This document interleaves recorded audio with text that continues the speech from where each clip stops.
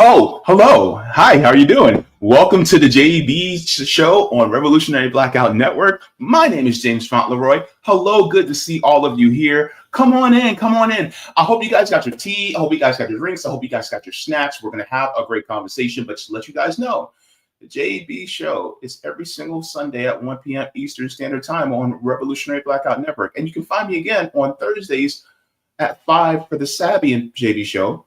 And if you guys would like to see this mug again, you guys can actually come on Tuesdays at 2 for the JB Font channel on my own personal channel, if you guys so wish. So just to let you guys know, you guys got that there. Do you mind just lifting it up? Just lift it up and just do that one thing. This actually helps me to be able to reach more people, to help inspire, encourage, and activate. So that's what we do here. If you like what you're watching, if you like what you're listening to, if you pick down what we're throwing at you, thank you very much for that.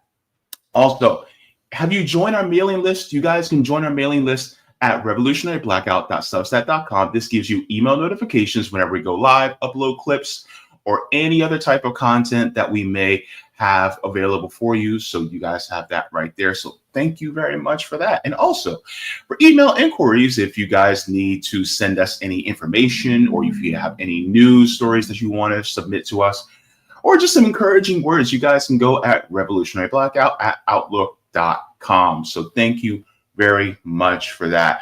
Good to see everybody that is here. Good to see all of you that are joining. And look, there's a whole plethora of you that I want to say hello to. But in the regards, we have a guest and we want to be as respectful of their time as possible, okay? But all y'all, I love all y'all. But what are we talking about today? Let's get into it.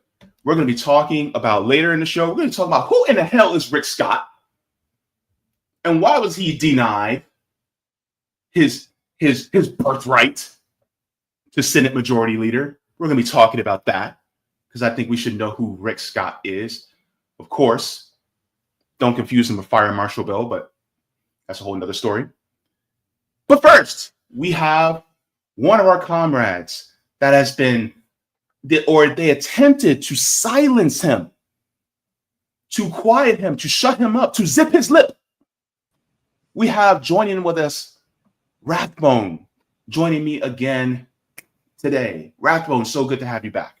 Thank you for having me. It's always a pleasure to be on your show, James. And I especially appreciated the Fire Marshal Bill reference, the throwback. That was good. One of my favorite something. But Rathbone, let me ask you this, because you had over 500,000 TikTok followers, right? Yes. And then suddenly your TikTok just gone. What in the hell happened? Please. I think it had something to do with being anti-semantical, being critical of Israel. In all seriousness, being critical of Israel, I think is got me flagged over and over and over again.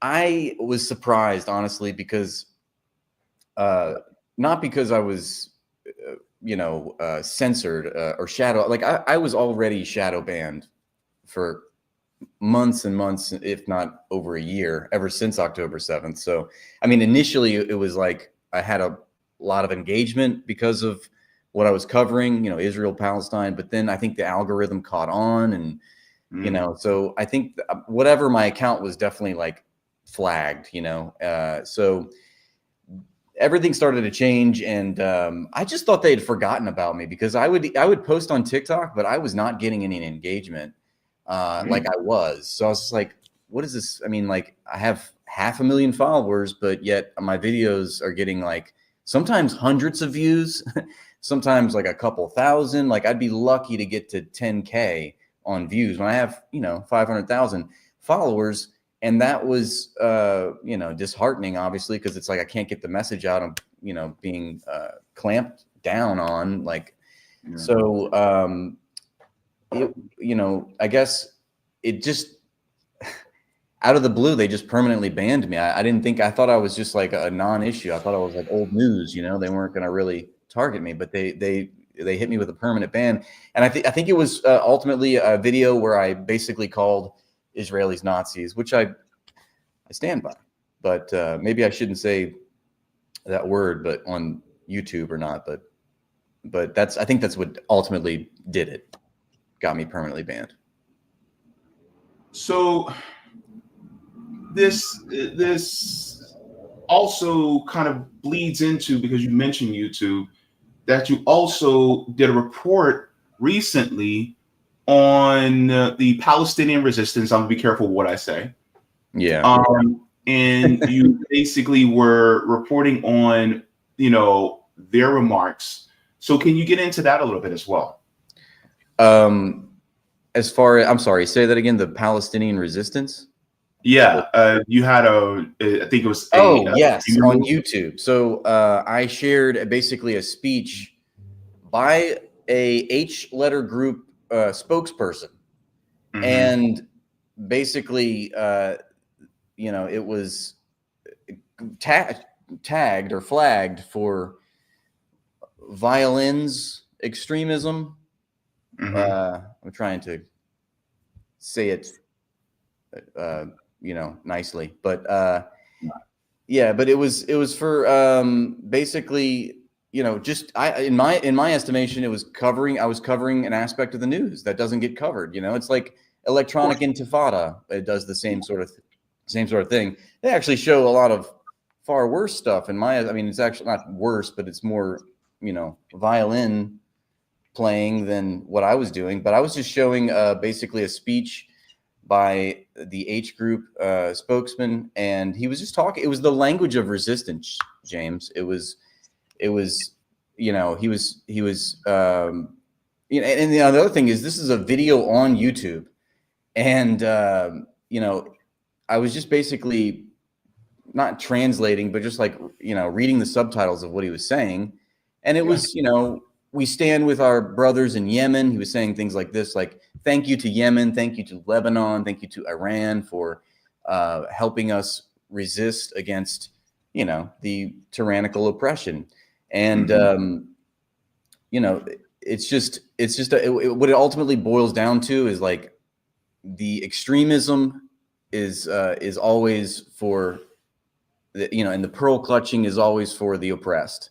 When the oppressed act out, when the oppressed, there's a double standard, you know, and I mean, you know, it's hard. I want to say all these things in no uncertain terms, but it's like, I know I'm on YouTube right now and I'm talking about YouTube. So, but I think you get the idea. It's just like, you know, why isn't, I tried to bring up the point, like, why is the Israeli government not banned from YouTube for its extremism? I mean, they still have a YouTube page, you know, and point after point, I actually was able to get the attention of Team YouTube on Twitter, amazingly, and they looked into it and, you know, told me I'm awful, basically, and there's nothing that they can do. But but it's just it's been an uphill battle trying to overcome censorship and shadow banning and all this, and yeah, you know, so I've been having to pivot from one app to the next,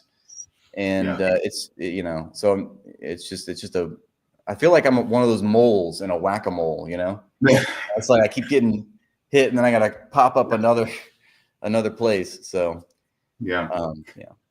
Well, you know what? You're in good company, because last year, it was the morning of October 7th.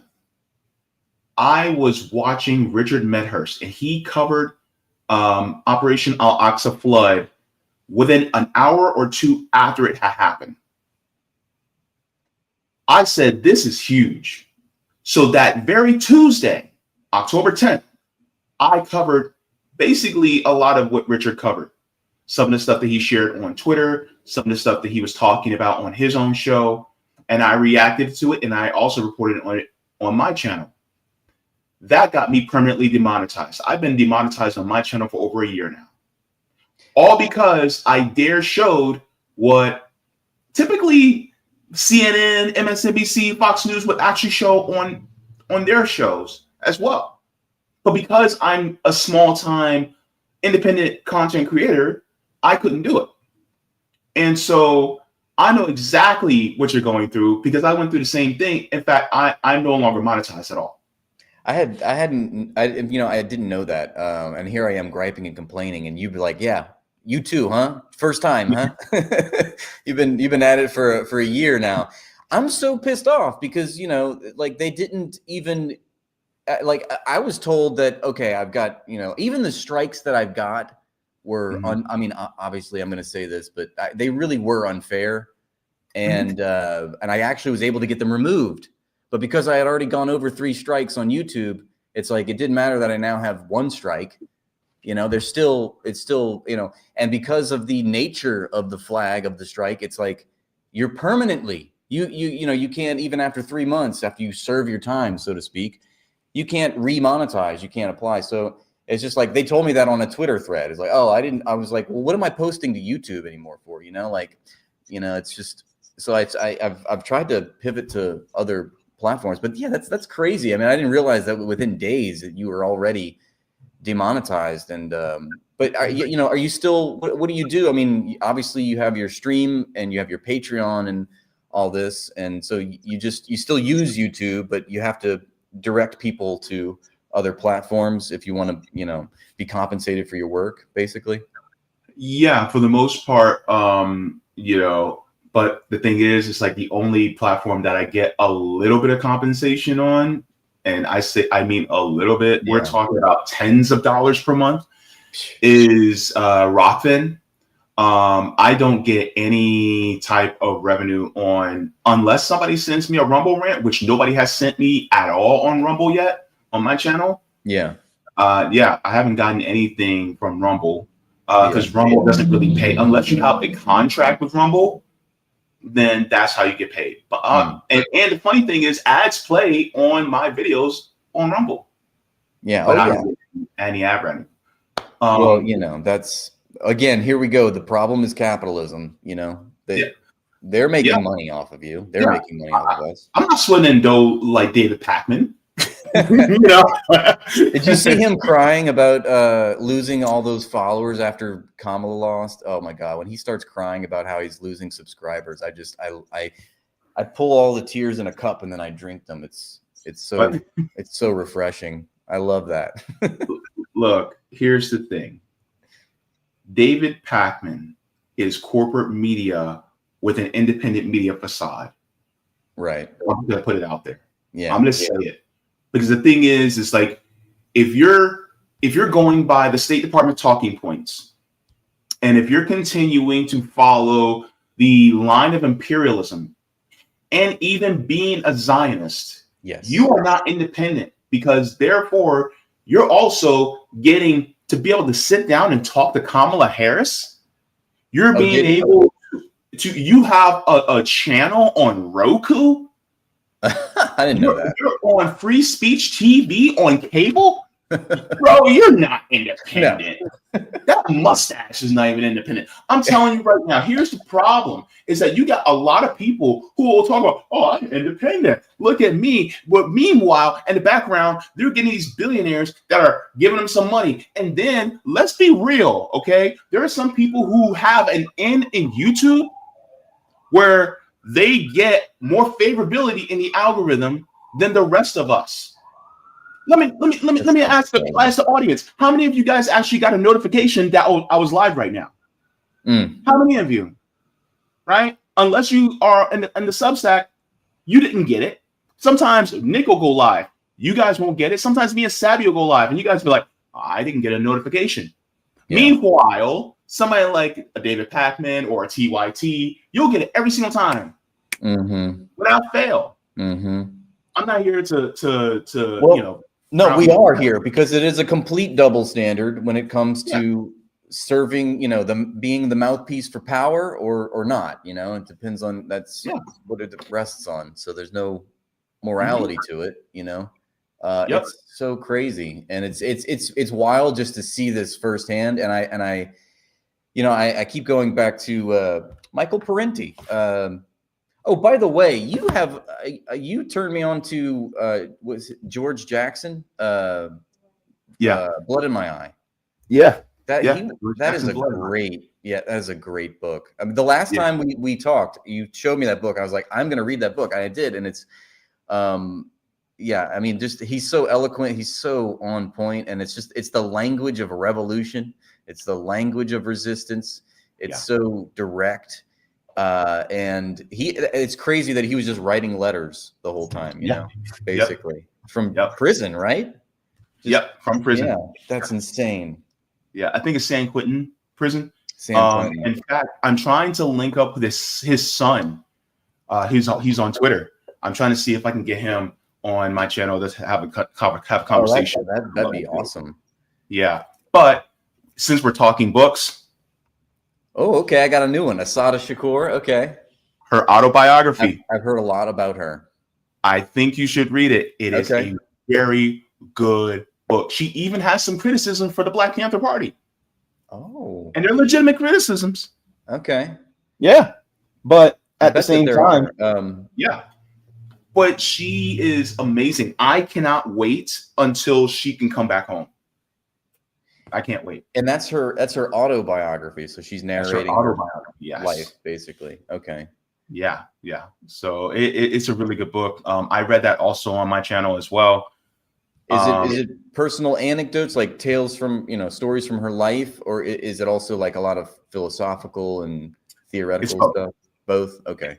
Yeah, cool. It's both. All right. It's a mix. Yeah. Nice. Yeah. It is. It's not that long of a book to read, but it's really good. Especially when she talks about her experiences within the prison industrial complex, and how she was wrongfully arrested and accused of murder, especially, from, what she was on the New Jersey Turnpike, how she was accused of robbing banks and stuff like that. Like the FBI and the government tried to pin whatever they could on her just to make sure that they kept her in prison. And they do good thing that the FBI doesn't do anything like that anymore. So it's all right. Good thing, right? Just ask your Hooter 3. Yeah. But one of the things I wanted to get on was about, since we're talking about censorship, there's a couple of things that happened over the last couple of days. This is actually from what happened on Twitch. So of course, I won't be streaming on Twitch anymore for my channel, but this says the new terms of service says our hateful conduct policy is designed to protect our community from attacks based on a person's protected characteristics, such as race, nationality, religion, or sexuality. The policy prohibits harmful behaviors like suggesting that a victim of harm deserved it, or sharing hateful image or symbol.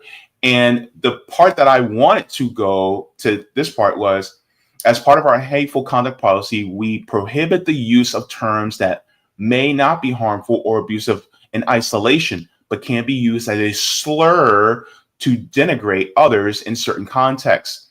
And with that approach, starting today, using the term Zionist to attack or demean another individual or group or people on the basis of their background or religious belief is against our rules. We recognize that Zionists and Zionism also refer to a political movement. Using the term to refer to the political movement, whether in a supportive or critical way, does not violate our hateful conduct policy. Our goal isn't to stifle conversation about or criticism of an institutional ideology, but to prevent coded hate directed at individuals and groups of people.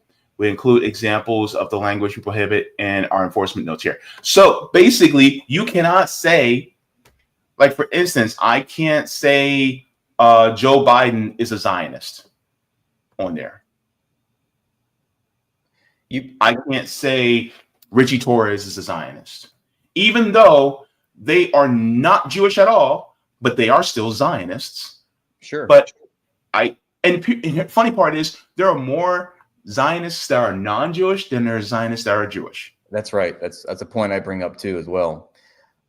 But you know what? Zionism is great. We love Zionism. It's amazing. It's my favorite thing. And I think this is a good rule that they're putting into place to counteract those evil T-wordists, okay? Mm-hmm. Because they're on the rise, okay? Mm-hmm. Yeah. I thought Hamas was under my table for a second. I got scared. A Z is just the letter N sideways.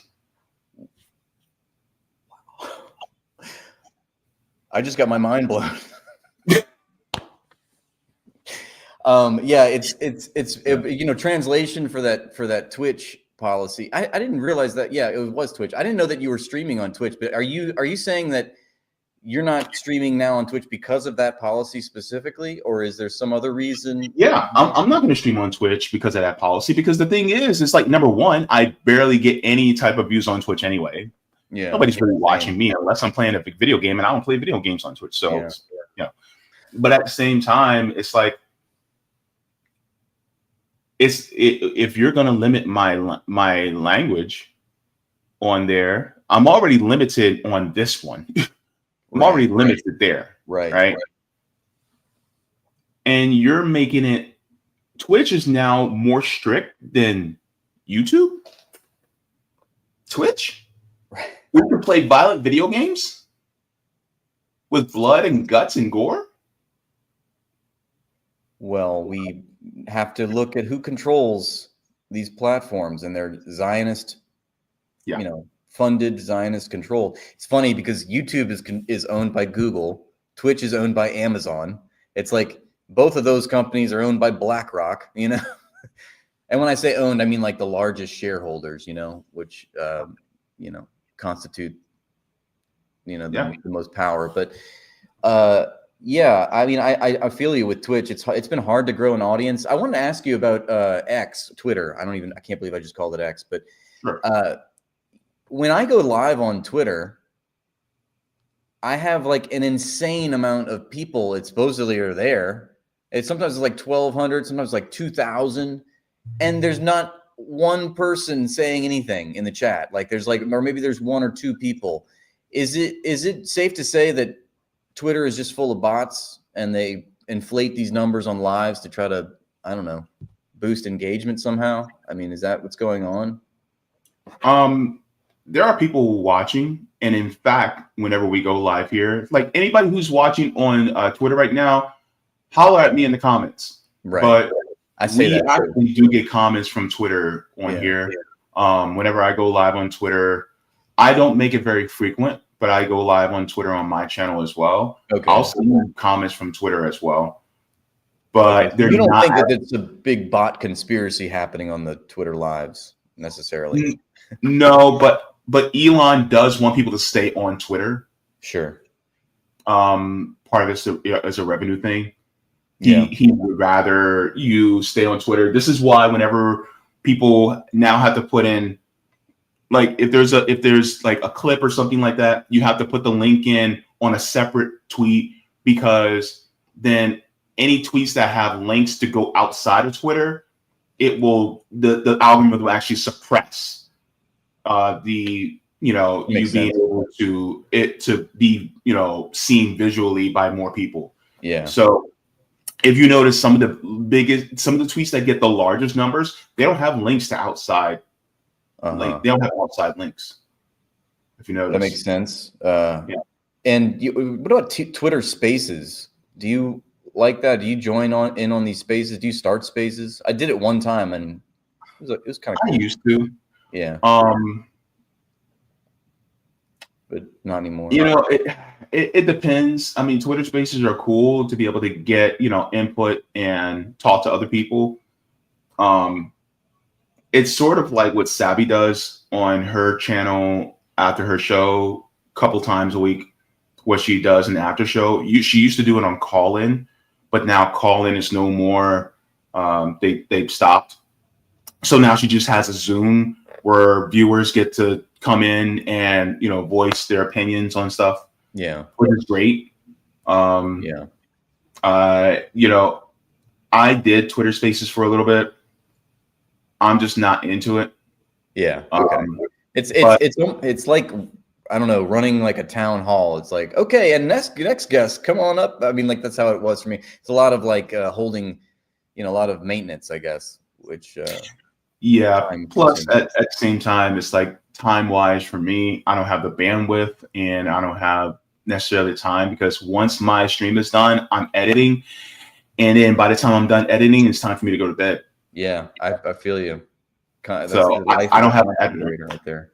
Yeah. Everything is done by me. You know, I am my entire channel. So, Right.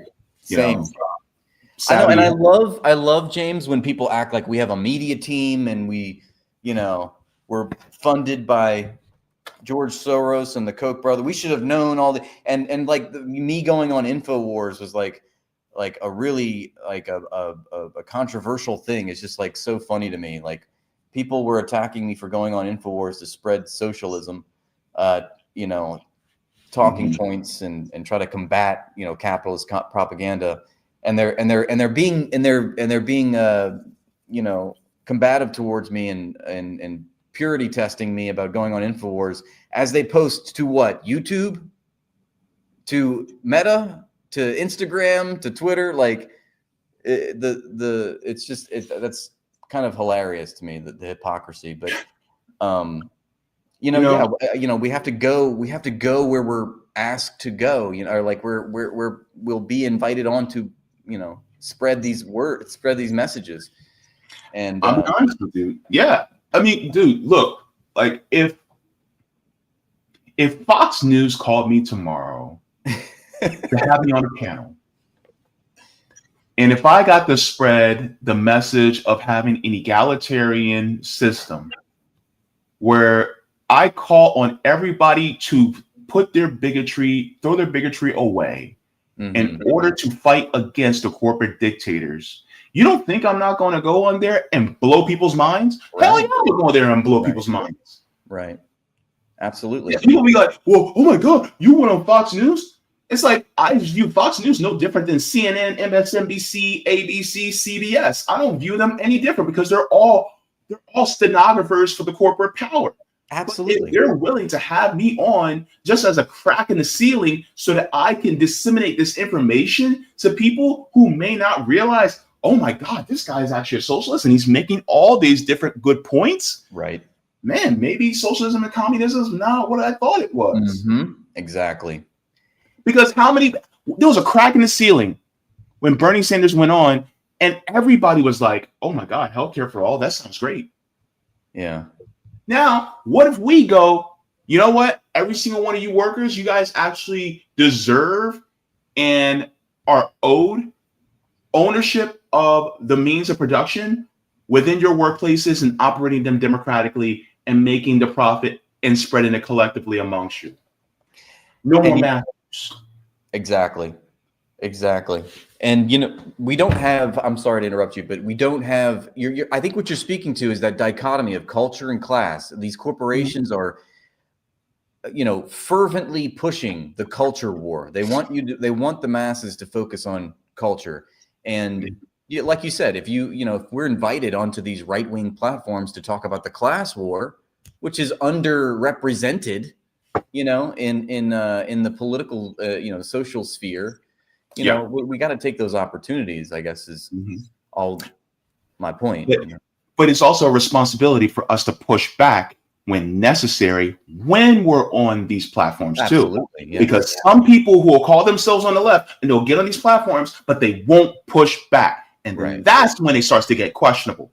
Or they'll have somebody who's far on the right on their show, and then they will say something off the wall or that's incorrect. And then they either tacitly push back or they barely push back. And then next thing you know, they get away with saying something that is absolutely wrong on their platform. Right. And it's like, well, no. You got to hold their feet to the fire too. Yeah. So this is why when I look at people who are on the left and they have somebody from the right on and they don't push back, because the thing is, just because you push back doesn't mean you have to push back in a rude or mean way. I believe in kind pushing back. Because one of my things I like to say is you can disagree without being disagreeable.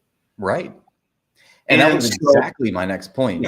Yeah, that was exactly my next point. Is like, we can be respectful. I can be respectful if a show or a platform is being respectful towards me. I can rebut. That's what I want to do. I prefer to just talk about ideas. I don't want to make ad hominem attacks and get nasty, you know, but so much in the political sphere, I guess, you know, that's what it is. It's just, it's toxic. But no, I love talking about ideas. I want people to challenge me on my ideas. And you're right. We have to resolutely, resoundingly reject. It's a lot of R word. Reject the capitalist system wholesale. You know, there's a lot of apologizing for it. There's a lot of, oh yeah, well, it's, you know, it might be bad, but it's corporatocracy or it's corporatism. And they all have the same arguments. I feel like every person on the right has this anarcho-capitalist libertarian style of thought, you know, or thinking. And they say the same shit. I mean, it's the same talking points. It never changes, you know? So it's just fun to like bat them away, you know, bat away these talking points. But absolutely. Let me share this also, because this is kind of ironic. So the ADL actually put this out in response to Twitch. And the ADL says, in a time of dangerously escalating anti-Semitism, we commend Twitch for changing their policy regarding the use of Zionists as a slur and a proxy for hate against Jews. Oh my God. You know what I see about this? Just to interject here. This is the empire doubling down on a genocide, a gymnastics, if you will. This is the empire doubling down on the gymnastics, because what happened when the Houthi soldiers, the Yemenis, when they attacked commercial ships in the Red Sea? We bombed them.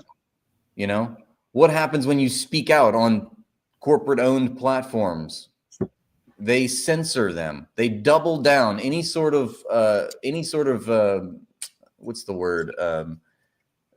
Criticism of these policies, of these actions, of these deplorable actions are all tamped down. Or, you know, it's disgusting to me. And here we have it again. Of course, the Anti-Defamation League is guilty of defamation, but that's another irony there. Yeah. But yeah, it's a time of dangerously escalating anti-Semitism, of course. Yes, because remember, it's the anti-Semitism that's the problem, of course. Well, it is a time of damaging, escalating anti-Semitism, and I say anti-Semitism against Arabs, right? Because remember, Arabs are Semites, so therefore, yes, this is ironic coming from the ADL. Now, let's continue in this thread. He said, we are glad Twitch acted on our recommendation to make this change. However, policy is only as strong as enforcement, and we will be vigilant and appropriately skeptical about Twitch's enforcement of this new policy. When one of the largest streamers on Twitch, Hassan Piker, spends the hours after the Amsterdam program, oh my God, minimizing its harm without consequence, it's clear platform still has far to go. Here's my thing. Are you going to condemn the Zionists that were saying horrible things about dead children in Palestine? Are you going to condemn that, ADL? ADL, let me ask you this. Are you also going to talk about the anti-Semitism against Arabs that is being said by people like Benjamin Netanyahu and the Likud party? Are you going to be saying any type of anti-Semitism directed at them?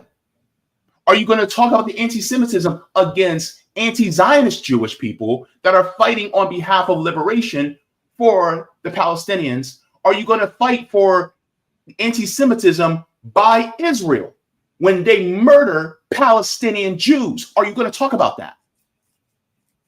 No, because guess what? It's always about the ideology.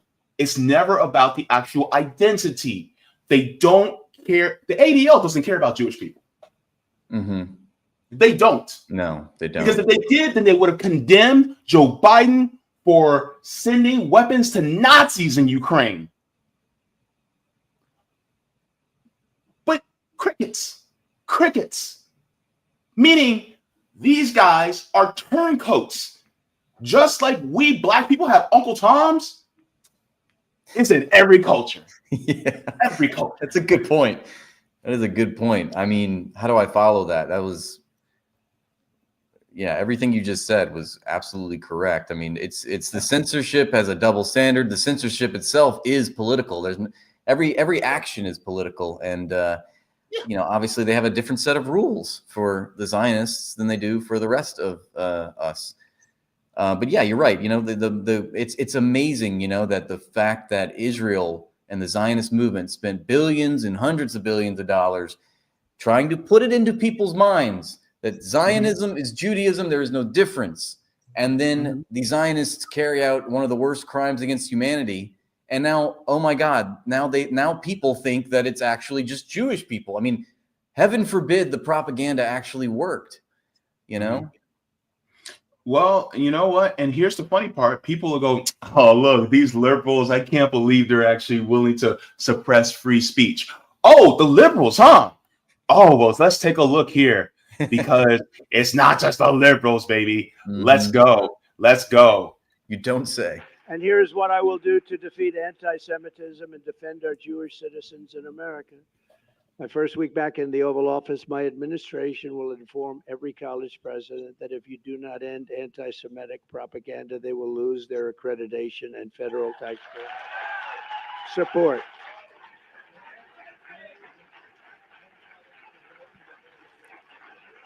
Okay.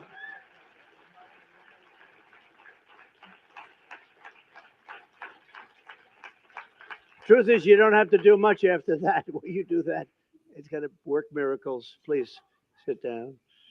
We will not subsidize the creation of terrorist sympathizers, and we're not going to do it certainly on American soil. We're not going to do it anywhere. Next, I will inform every educational institution in our land that if they permit violence, harassment, or threats against Jewish students, the schools will be held accountable for violations of the civil rights law.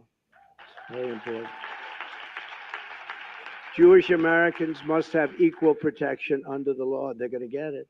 At the same time, my administration will move swiftly to restore safety for Jewish students and Jewish people on American streets. Remember, class, that when a Jewish supremacist ethno-state is carrying out a genocide and ethnic cleansing of the Arab people, don't forget who the real victims are. It's Jewish people. Here's the thing. I agree that Jewish people should be protected. Well, of course. I agree with that. I don't disagree with that at all. My thing is, number one, where was this for Black people? Right. Right. What was the oh, we're going to be, bringing the hammer down on anti-Blackness in college. Maybe I'm wrong, right? Maybe I missed something, but I don't hear Donald Trump talking about that. No. Well, and then if I talk about it, I'm considered a special snowflake because I'm looking for a safe space. Right. The thing is like, if you're going to do it for one, then you need to do it for all. Right. But what about the Islamophobic hate speech? Mm-hmm. You'll never hear the president talk about that. What happened to a 6-year-old in Chicago last year, right after October 7th? Mm-hmm. Stabbed 26 times. What because of Islamophobic racism. Three young Palestinian college students in Burlington, Vermont that were shot at. One of them is permanently paralyzed. Are we going to bring that up? No, but did you see that one pro-Israel girl? She got stuck in the eye with a Palestinian flag. That was right. My thing is like, if you're going to do it for one, then you need to do it for all. Right. But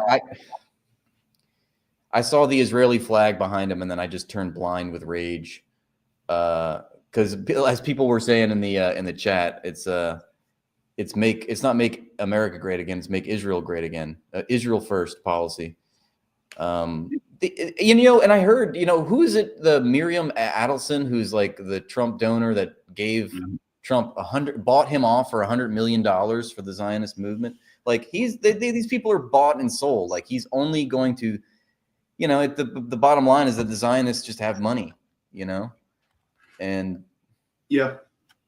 Now, of course, we did talk about people like David Pakman, but my question now is Candace Owens.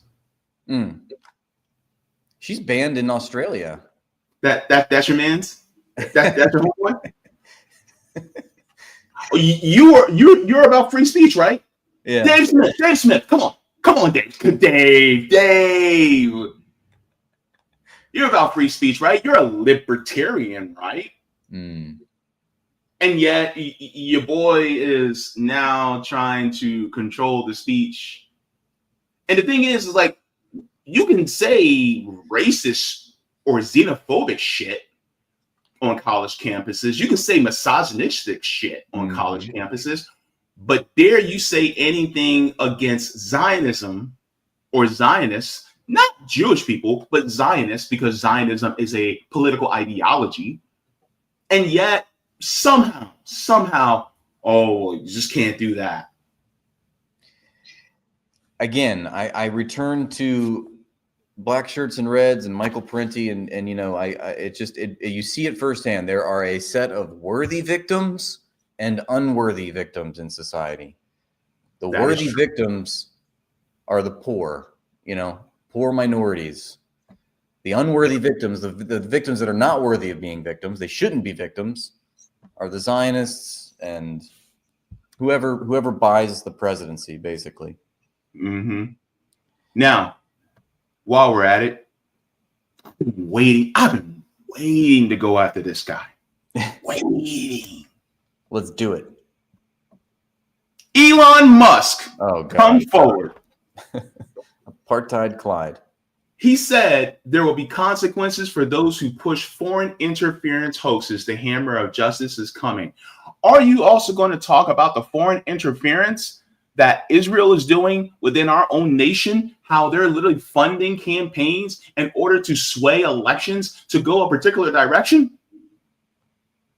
It's a damn good point, James. Damn good point. And look, I see your favorite guy, who I'm a fan of, and I just met recently at a Palestinian conference. Really awesome. He's great. Kid. He's 18 years old. I don't know how he has this political awakening at such a young age, but he's I think he was saying the same thing. Israel interferes with the U.S. elections and buys our political government and our leadership. So what are you talking about? It's again the double standard, and there's no bigger walking contradiction than Elon Musk. I mean, when he sat there, did you see the interview with Tucker Carlson, or at least part of it? Like it's just ludicrous. This guy is completely out of touch with his world, and he's just a complete hypocrite. I mean, he's crying tears about the Democratic Party. Literally, I'm verbatim quoting about the Democratic Party being a machine that is run by elitist billionaires. And then he goes on to endorse the Republican candidate who himself is an elitist billionaire and who he is funding, and he's crying. He also, in that same interview, he cries about how the Democratic Party the immigrants, they're allowing the immigrants to come in droves, and then they're buying them off with government. They're giving them government handouts. Okay. They're giving these immigrants government handouts, and we need to stop that. Okay. Because if we don't stop that, it's going to be the last U.S. election we'll ever have. And meanwhile, who on earth receives more government handouts? Can you think of any individual that receives more government funding, more of our money than Elon Musk? No. So it's just, and he is himself an illegal immigrant who has received government handouts. It's just like the hypocrisy. There's a double standard for rich and poor. It's just so prevalent. So, and they all love the culture war. I mean, you'll never hear them talk about the class war. They'll never speak of it because it doesn't suit their interests. Okay. They want to divide the public. They're good at it. That's what they do. They have a great, codified, consolidated messaging system They own the PR apparatus. It's so easy to just smash up, any kind of movement to organize against it because they have all the power. But, we have the power because we have the power in numbers. We just need to realize it, obviously. But it's just funny listening to his rhetoric and seeing how hypocritical he is and how he's got such an enormous blind spot about, his functional role in society and how he came to be. It's a wonder. It's appalling how he doesn't see himself, Anyway, that's my little rant about Elon Musk. Yeah, well, actually, I'll be speaking about him and other billionaires on Tuesday because I'll be taking people on a trip to see why they are the reasons why we have so much poverty in this country. That's going to be an interesting show to touch on. You're going on a trip? No. I'm, figuratively. Oh, okay. I see what you mean. All right. Yeah. I thought you were like in our favorite rocket ship. But yes, the little Einstein song. But my point is that, for instance, the culture war is a tool used by the wealthy in class war. Yes. Because ultimately, they want you to hate anybody that comes across the border. They want you to hate anybody that may be a different gender. They want you to hate anybody that is a different sexual orientation. They want you to hate the people who are maybe disabled. They want you to hate somebody based on the color of their skin. They want you to hate. Look, I'm gonna tell you right now, why are we so concerned with a dude in a dress with makeup on and a lace front instead of being worried about our housing prices skyrocketing because Blackstone decides to want to buy up all the homes? Like, we should actually refocus our energies on the Larry Finks, on the Elon Musk, on the Harlan Crows, and on the Bill Gateses, right? Because those are the ones that are actually stealing our shit. It's not the people that are working at a makeup counter in Macy's. Yes. And I'm just like, come on. Let's take this bigotry that we have, that the capitalists want us to have, and let's throw that away, and let's actually start directing our prejudices to the exploiters who are actually making our lives worse. And that's why Marxism is so beautiful, because this is what it teaches you, that it boils down to the material conditions that people live in. It's the economy. It's not social and political life.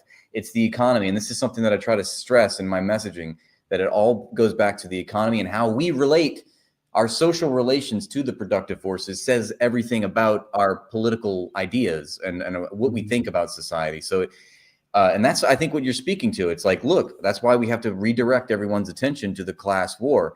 It's about the 1% and the 99%. The only minority you should blame for your problems is the 1% of society that, they wield all the power. They're not going to incriminate themselves. Duh. Why would they want to do that? So they got to get you to focus on the poorest people on earth are the problem. The most marginalized, undermined, devalued, sidelined, fragmented, poorest people on earth. Those are the ones we need to go after. The immigrants that are escaping the bombs that we are hurling at their countries right now, depriving them of their resources. No wonder the United States is the richest country. We're the biggest thief of the world. Why it'd be crazy if we weren't, I didn't think of that. By the way, I stole that from somebody else, but it just came to me. I mean, it's a solid point. Yeah. And I mean, I know I'm preaching to the choir here, but it feels good, to be able to vent these things. But this is why the censorship is so high, especially against those of us on the left, because this isn't really for the right. It's never really against the right. It's against the left. Because the thing is like, why is the talk against Zionism so high? Is it because people are just hating on Jewish people? No. I'm gonna be real with you. If it were Black people that had caused the Nakba and occupied Palestine for the last 76 years, would you accept that, oh, well, they're just racist because they're fighting against black people for taking over their land? Right. No, you wouldn't point the finger and be like, oh, well, they're just racist. Right. No, it's because you're literally stealing their shit. Thank you. You're taking their shit. It doesn't matter if it was sorry to interrupt. It doesn't matter if it was a nation of bald people. It doesn't matter if, they all wore funny shirts or what. It doesn't matter what cultural aspect of the social group that's doing it. What you're speaking to is what they're carrying out, and which is an act of ethnic cleansing, and that's always wrong. And it's what the NAZIS did, and it was wrong then, and it was they touted a different ethnic group, but it's no different than what Israel is materially carrying out. It's just they think of it. They think they have their own supremacist ideas, But anytime you have an ethnic group or a social group that thinks that they're, they have supremacy issues, about themselves, and they're the chosen people, or they're the master race, or whatever, it's always going to be bad. It's always going to be wrong. Yeah, supremacy does us no good, and this is something I like to tell my fellow black people as well. Yeah, is that just because you're an oppressed people doesn't mean you can't turn into the oppressor. Mm-hmm. We have to be very careful. This is why I say you have to see yourself in other people. Right. Because once you start to do that, then that drives you away from having that supremacist ideology and making excuses for heinous things like genocide and extermination. You know what I'm saying? Yeah. And then you don't end up generalizing and painting an entire people with a broad brush. Because the thing is, it's like, we also have to be very careful, because anti-Semitism is a real thing. It does exist. It's just, does it exist to the degree that Zionists are saying it does? No, but it still does exist. And some, I will say some, are using the excuse of what's going on in Palestine as a means to be anti-Semitic to Jewish people who are also anti-Zionist. Right. So we got to be careful with how we say these things too, because there are a lot of people who are Jewish who are on the right side of history who are literally speaking out against extermination and genocide. And when they said never again, they meant that. So I think that we also have to be careful there too. But at the same time, the ADL and Jonathan Greenblatt and all these people like Richie Torres and Joe Biden and Donald Trump, man, they can go kick rocks for all I care. Because the thing is, like, ultimately, they're sitting there congratulating and supporting genocide. Yeah, absolutely. And, the most anti-Semitic force in the world is Israel and is the Zionist movement. I truly believe that. And that they're to blame for the rise in anti-Semitism. If they want to complain about anything, it's because of Israel. And the second point I would like to make is just that I happen to think that we should oppress a social group. We should oppress a minority. They're called capitalists. We should oppress them from being able to carry out what they have been carrying out. Well, you're not going to get pushback from me on that one, but I mean, the people who are like, if somebody is doing some harm to you, then they need to be detained and they need to be, corrected, in order to preserve the life of people around the world. Right. And you can't, in socialism and communism, it's like the only thing you can't do is you can't oppress people. You can't exploit people, Sorry, we're taking your slaves away, Yeah. Unfortunately, remember what happened when some people got their slaves taken away? They actually got reparations for it. Wait, yeah, I mean, that's a whole nother topic of discussion. The fact that Black people have not gotten reparations. In fact, what's crazy is the only social group or the only ethnic group to receive reparations from the United States is the Japanese, I believe, which I'm not against, but it's very telling, you know, like why did Japan get reparations? Why did American Japanese people get reparations and not Black people who were literally enslaved for hundreds of years by the United States government? You know what I mean? But I know I'm speaking to the choir here, but yeah, it's obviously a double standard. It's a double standard because it's also it's because this is what happened. So some people who are Marxists or who are on the left may not agree totally with intersectionality, but this is when intersectionality actually matters. Mm-hmm. Is that when race and class are really intermixed? It's what do you call it when a Venn diagram, basically. Right. Okay. Like the middle part, right? Like yeah. Yeah. So the thing is like race and class intermix. And so we are also a second class within this country. Yeah. And some people may go, well, no, you guys just got to focus on class. And then you got the other side go, oh, no, you just got to focus on race. And it's like, no, baby, it's both. It's both, yeah. Because the thing is that's how this country started it off. And that's how it needs to be fixed so that Venn diagram is either is completely separated.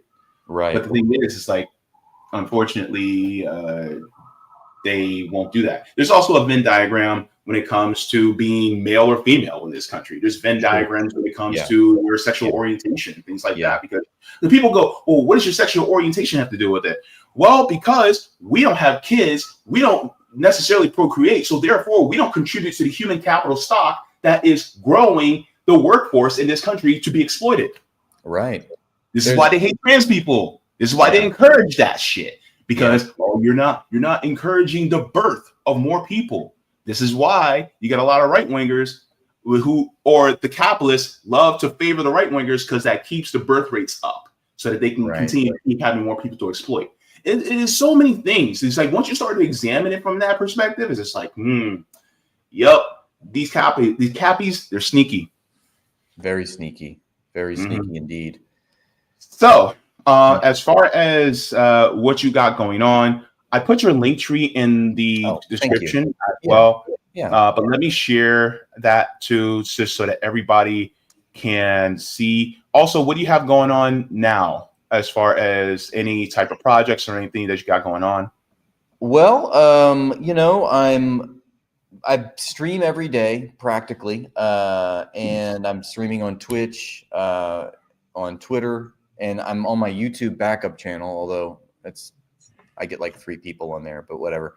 And I actually just moved to Los Angeles. So wow, I'm out here now. I was in New Orleans and I'm just getting settled, but the plan is to start doing more interviews and start you know, cultivating some new connections and perhaps I don't know, level up on my streaming abilities. So stay tuned for more, but I'll still be making, you know, short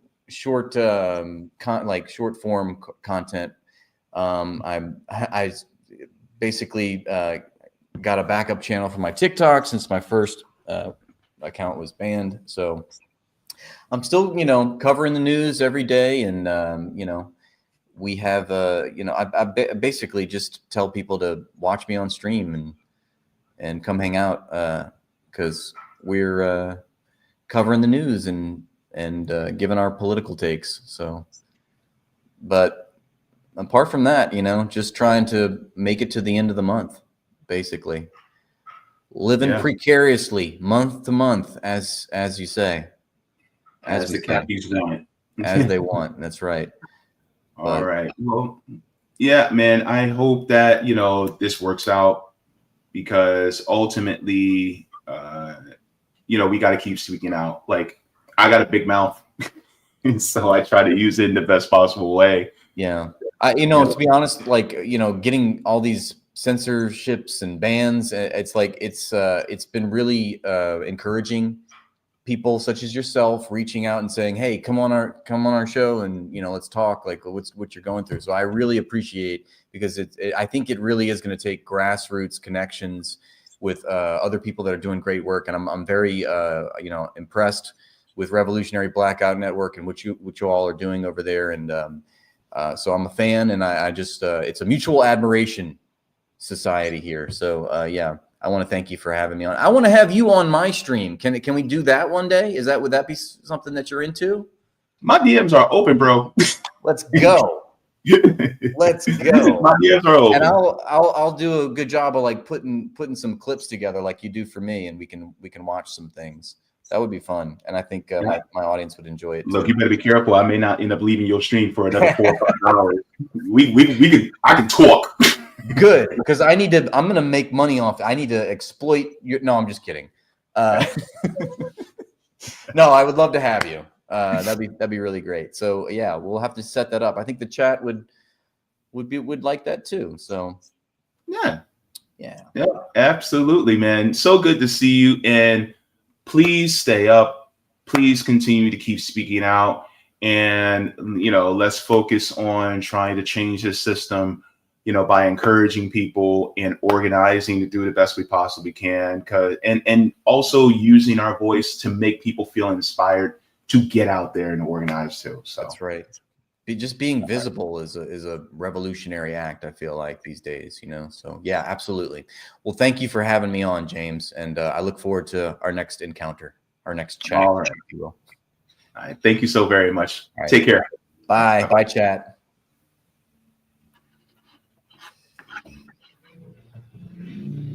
All right. So that was Rathbone coming in, talking about his experience with being censored by the platforms. And it's pretty bad, considering what we have to deal with. And, a lot of you guys know that we have to be careful with what we say on the tube, and as well as on places like TikTok, now on Twitch. Needless to say, will it start to happen on places like Rumble? Of course, you can't go crazy, but you still have to be somewhat careful on Rockfin. But, who knows? Hopefully Rockfin will keep their status as being a worker cooperative and just keeping, the censorship at, just reasonable. Like, you can't make threats, hate speech and stuff like that at the level that it is. But, you never know, man. Sometimes these corporations will be like, I get enough, it can't refuse.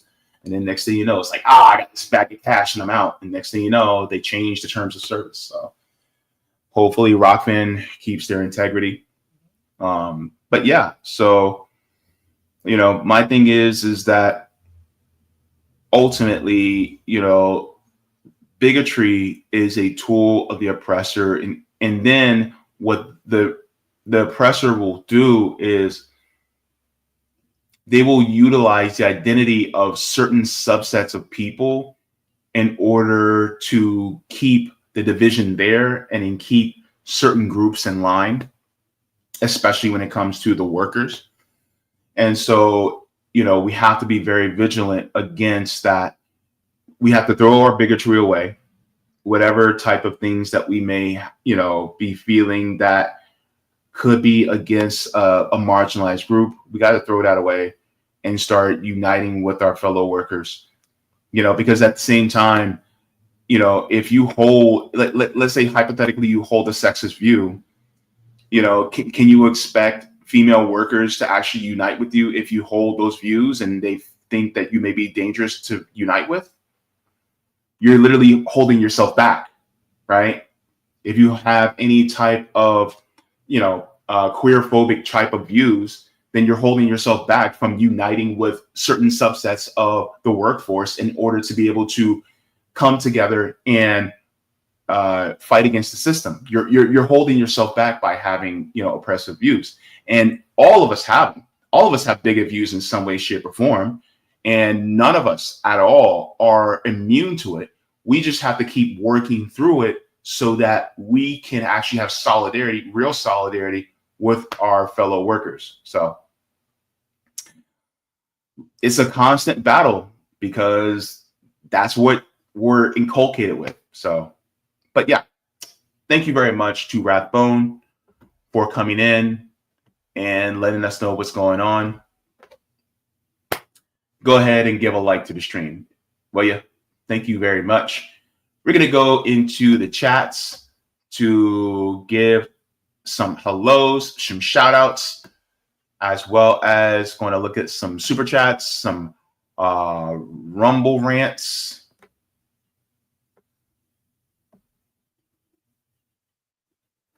Ooh, I like this one. Let's go to this Rumble rant real quick. Oh, wait, let me stop sharing there. Okay. Thank you so very much to Big John 32904867539. Thank you very much for the Rumble rant. Big John says, "What helps small businesses more than Medicare?" That I think you meant Dan. What helps small businesses more than Medicare for all? I will tell you what actually helps small businesses more: a nationalized healthcare system. Because guess what? If you have a nationalized healthcare system, then you have healthcare that is not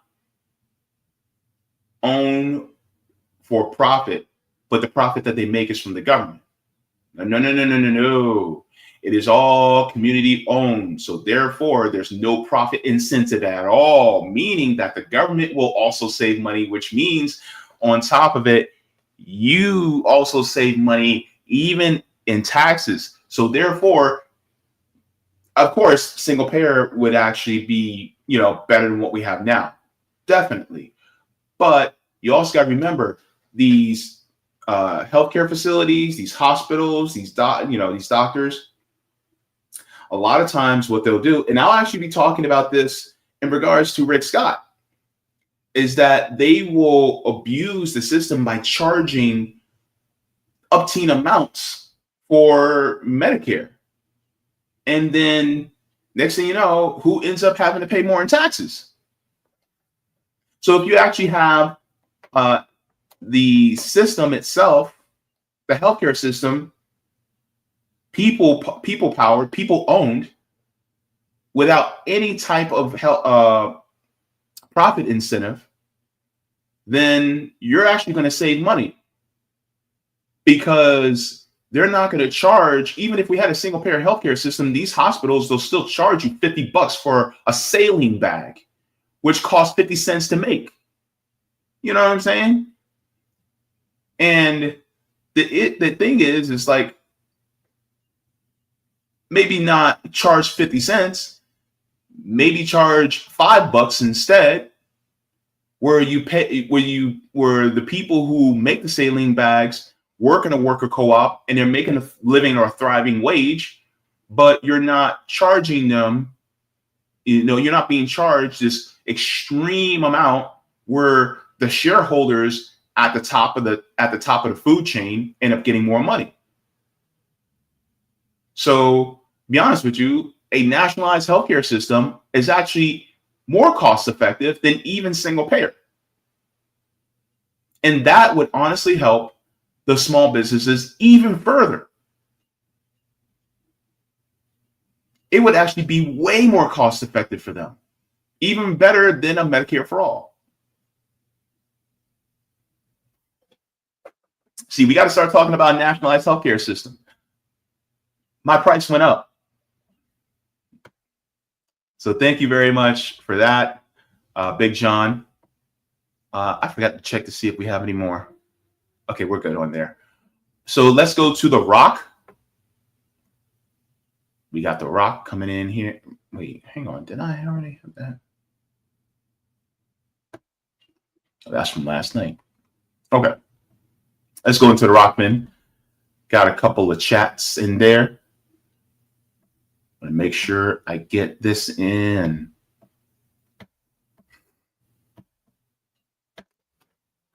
Okie dokie, Smokey. Okay, so Roger Meadows. It says Isaac Hayes' son, the third, didn't know the late Isaac Hayes' dad was a junior, but he created an American Friedman-owned alternative to X called Fanbase. Yes, dude is vote blue no matter who, but that shouldn't stop us from signing up. Interesting. Fanbase. I'm gonna have to look into that. So developer app designers are black also. Even though Hayes spends his time fighting with FBA, you know the whole FBA versus blue no matter who blacks online. Let's not shut the door of opportunity and go over there to stretch their First Amendment bona fides to the limit. Interesting. Also, I always, and I mean always, get a notification when every show I'm subscribed to comes on. It may be because I'm a Samsung Android owner by Google. This sounds to me like an Apple phone issue. And, oh, I never thought about that. That's a good point. Roger says, James, ask people who don't get notifications whether or not they have an iPhone or a Samsung, and also ask, do Samsung owners have a problem with notifications? I want to see if my theory is true. Guys, let me know in the chat if you have an iPhone or a Samsung, because the thing is, I have an Android and I don't get all the notifications either. So let me know, because what brand do I have? It's I'm forgetting the name. It's a new brand that I've never heard of that I got on my phone now.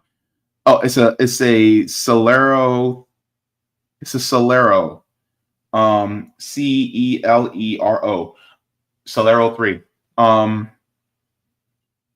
So I don't know. I know it's an Android, but if that's any type of information for you, Roger. So he said, also, Rathbone, the only thing I see you do that was offensive, but it wasn't really offensive. It seemed more out of touch. You made a video a while back that told everyone to quit your jobs, just stop working. No offense, but it might be comfortable for you. I don't know if you got a personal financial safety net or some type of trust fund, but unless you plan on paying everyone housing, utilities, car note, etc., who are living by the margins, you cannot ask us to do what's unrealistic. When I saw that, I couldn't really take you seriously. No offense. We need a plan to enact legislation through initiative that transfer consolidated power to cooperative collective powers, so we own and run the economy, not them. Gotcha. And he says, this Nazi rally in Columbus, Ohio, I think its government ran to lead people to believe that this was Trump motivated. ACLU, where you at?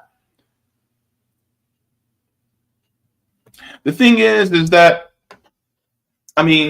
the feds infiltrate groups, but just because they infiltrate groups doesn't mean they don't use those groups to their ends.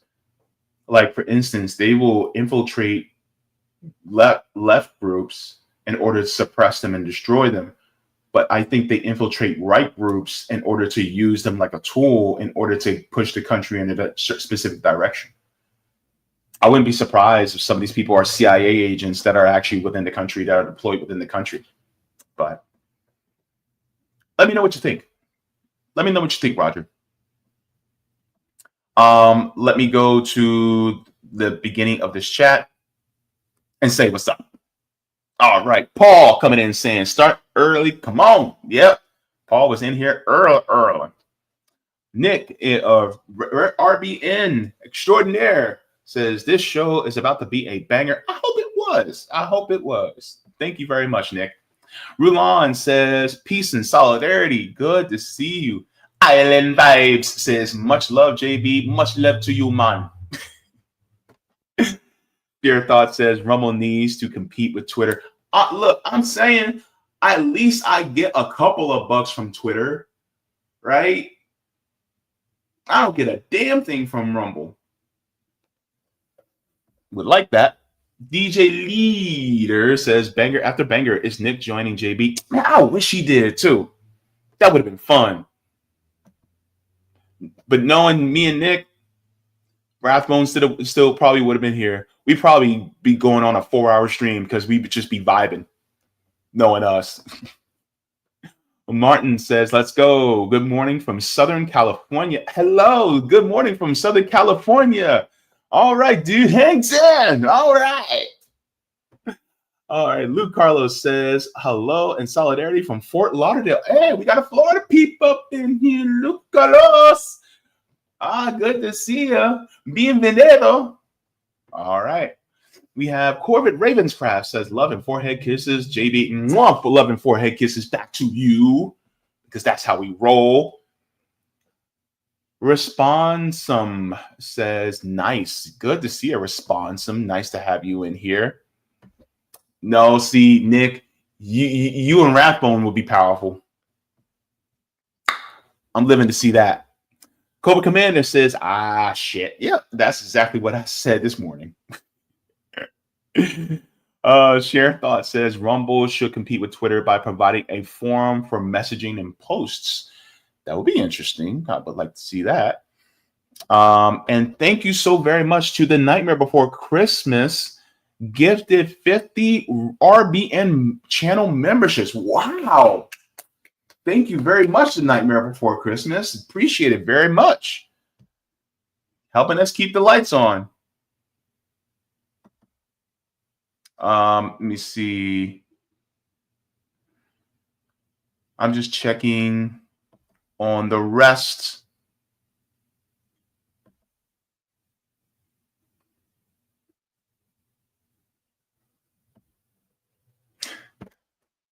First Amendment says this is why American wars should only be fought by rich folk. Yeah.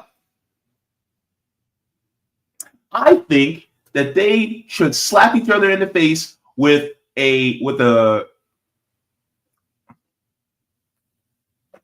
glove. Then take 10 paces away, turn around, and draw. let them do it, right? Let them fight the wars. We stay home, grab our bag of Crunch and Munch, our box of Crunch and Munch, butter toffee for me, please, and we watch them on our televisions and watch them fight. Y'all go ahead and do it. We're not doing it.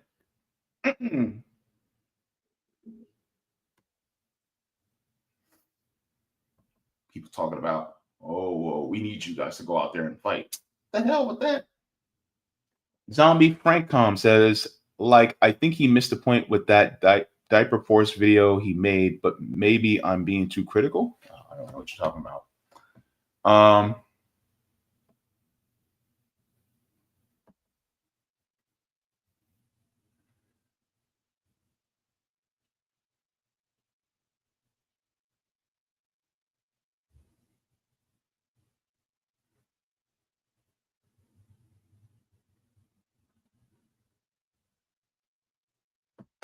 Jaya says they are rich because they steal natural resources from the countries who come to their country to take refuge. Yeah. Wardy says, don't live long enough to be the villain meme.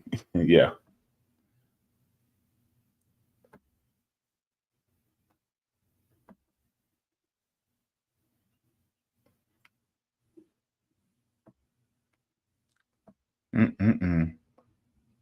Yep. And let me see.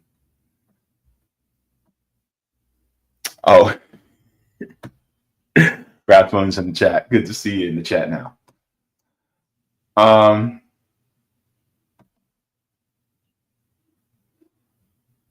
right. So let's continue on. But before we do that, let's actually I'll do that at the end. Let's continue with the next story we're going to get into. We're going to start talking about Rick Scott. Let's get into it. So Rick Scott was dropped. All right. We got to talk about it because Rick Scott, he tried. I mean, he tried. But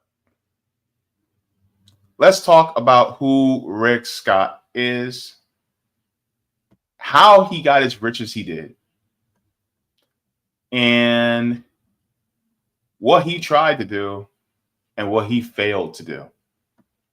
So we're going to be getting into that right now. Make sure.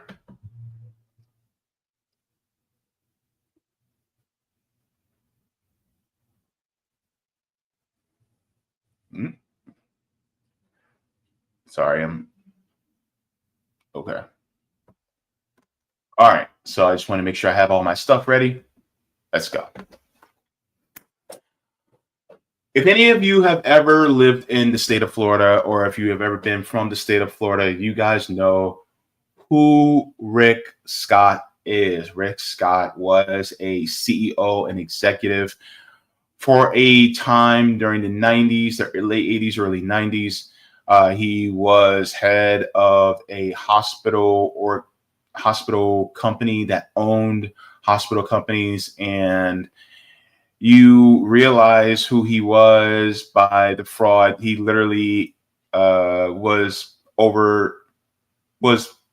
basically part of the largest Medicare fraud lawsuit in the country's history. That tells you who he is. Well, he became governor of Florida, and then after he served 2 terms as governor, he became the senator of Florida, which now he serves at this point in time.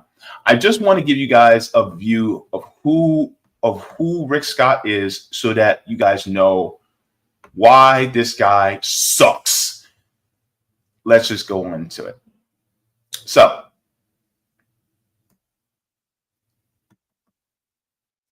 he's also a Zionist, just to let you guys know. Comes from, this was actually an article from 2010, Rick Scott and his role in Columbia HCA scandal. This is out of the Miami Herald. And this is when he was running. So here's how Rick Scott started. His fast rise to the top. Scott was a lawyer in Dallas, specializing in mergers in the healthcare field when he decided to get into the business himself. With a partner, he started Columbia in 1987 using his life savings of $125,000 as down payment for 2 downtrodden hospitals in El Paso. Just $125,000. That's all. Let me ask you this. If you had $125,000 in the 80s, and if you just kept it growing, let's say you had like a Roth IRA or a CD or something like that, and you just let it keep growing, how much money do you think you would have today? You probably have at least close to $1 million by now, right? This man had $125,000 in the 80s and used it to start a company.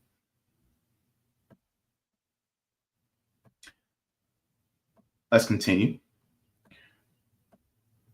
He used it as down payment for 2 downtrodden hospitals in El Paso. Columbia expanded from Texas to Florida before gobbling up 2 other hospital companies, the largest being HCA, founded by the politically connected Frist family of Tennessee, which at the time owned 96 hospitals. As CEO, Scott was famous for his aggressive style, chopping costs while staring down competitors and bringing a free market philosophy to a historically unwielding industry. The company routinely targeted nonprofit hospitals for takeover, threatening to open competitive hospitals to make the deal, Frazier said. So, like we always talk about, the whole like free market capitalists, and they'll talk about how capitalism drives innovation and competition. Well, what type of competition is this when you're gobbling up other hospitals, and then or if they don't want to be gobbled up, then you say, well, we're going to make another hospital ready to compete with you. We're going to make we're going to make that competition, which supposedly is what capitalism is all about, right? So they say. But then, you force those hospitals that are doing poorly to say, okay, fine, you guys can buy us up. And then the hospitals end up becoming part of that merger and acquisition. So then who makes out worse? It's the patient. Because where else are they going to go? Anyway. Says Scott's approach drew accolades. In 1996, he was named one of Time magazine's most influential Americans. The following year, a Fortune magazine survey deemed his company, now called Columbia HCA, the most admired healthcare company.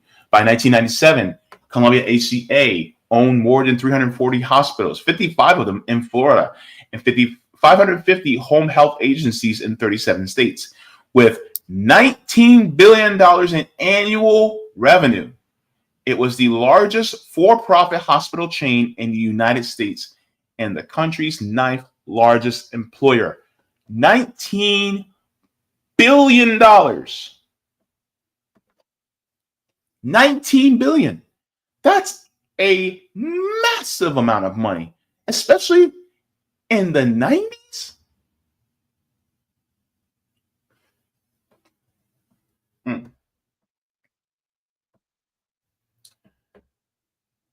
There were a lot of admirable things about Rick Scott. He was a very hard worker. He treated people with courtesy. I don't think he was driven by money, just driven by keeping score. That was Frazier that said that. No, he was driven by money and power. That's why. Why do you think he's a senator now? Anyways, these guys, they take up for their own. Frazier said Scott created a tough corporate atmosphere in which the top producing managers were giving huge bonuses and the lowest performing were canned. While this helped spur profits, critics say that this cutthroat culture led some managers to cross legal lines. Chief among the critics, some 30 whistleblowers, company employees, doctors, and contractors who first exposed the frauds and lawsuits filed against Columbia HCA between 1993 and 1997. Some employees said that they were fired or punished for raising their concerns with supervisors. One says she was instructed by her boss to erase records from her computer at a Miami Beach hospital, court records show. The whistleblowers in the lawsuit helped guide the Justice Department's decades-long probe of the company. A Fort Myers accountant, for example, wore a wire for 9 months to spy on several Southwest Florida hospitals for the FBI. The investigation bore out many of the whistleblowers' accusations, leading to Justice Department charges that Columbia HCA had defrauded Medicare in several ways. The company ultimately admitted it had committed 10 different kinds of fraud. It says among them that Columbia HCA exaggerated the illnesses of Medicare patients to inflate patient bills and disguise the purchase price of home healthcare agencies to dump some of the costs on Medicare. The company also admitted to making illegal kickbacks to doctors in exchange for patient referrals, a scheme that federal investigators trace back to the very first hospitals purchased under Scott in El Paso, court records show. Scott was not prosecuted, nor were any high-ranking company executives. The lead investigator in the case later wondered if investigators should have been more aggressive. No shit, Sherlock, you think? Should have been more aggressive. Put the cuffs on them and throw them under the jail. Like, damn. Like, what are you talking about? Oh, we should have been more aggressive. And yet, somebody who's poor, who does a petty crime in the street, you guys want to slam them into the ground, especially if they look like me. But yet you got these rich white guys that are doing this BS and defrauding the government for millions and millions and millions of dollars. And you guys are like, well, maybe she should have been a little bit more aggressive.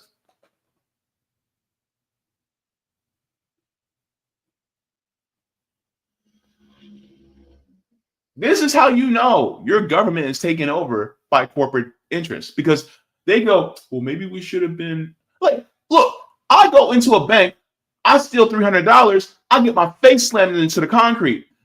These guys defraud the government for billions of dollars, and yet they just get what? A slap on the wrist? $19 billion in revenue a year? And they don't see jail time for defrauding the government for billions of dollars? Huh. Yeah. Okay. I'm going ham on capitalists on my channel on Tuesday. I'm going to go so hard on them. By the way, Rick Scott is a billionaire.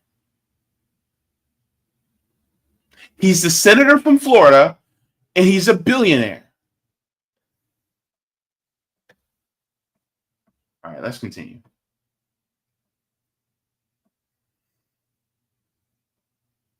Quote, after Columbia HTA, I realized people, individual corporate officers, had to be held accountable for their actions of their companies. That's from Joe Ford, who was a former FBI agent. Says, instead of just giving us the government money, people need to go to jail. I learned from my mistakes, and this was my first big one. That wasn't a mistake. Joe Ford, that was not a mistake that you didn't send them to jail for doing that. That was deliberate. Let me steal something over $1,000. I'd be put under the jail. These guys defraud the government for billions of dollars, and you mean to tell me you didn't think to put them in jail?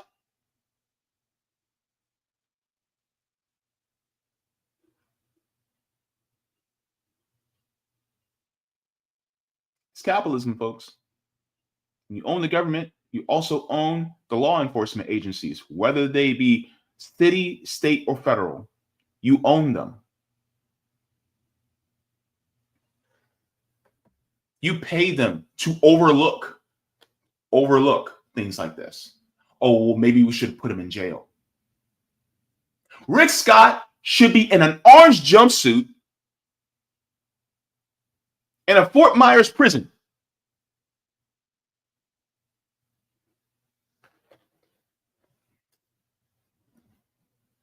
Feeding gators.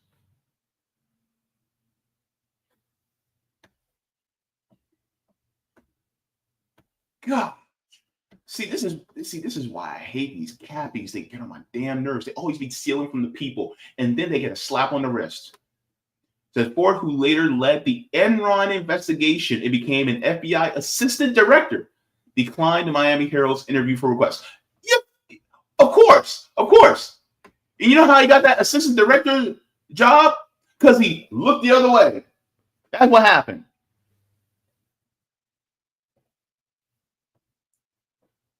Probably got confirmed by somebody like a Rick Scott when he became a senator. Quid pro quo. Allegedly. In fact, a pair of former Columbia executives were punished. After the government reached a settlement with Columbia HCA in late 2000, a former division president and another executive quietly pled guilty in El Paso to felony charges stemming from doctor payments, court records show. Both men were sentenced to probation and fines after admitting they concealed from a lender a scheme to give office space to doctors at free or reduced rent. A fine. I'm going to tell you this. It's a quote. The quote is, if the penalty for a crime is a fine, then that law only exists for the lower class.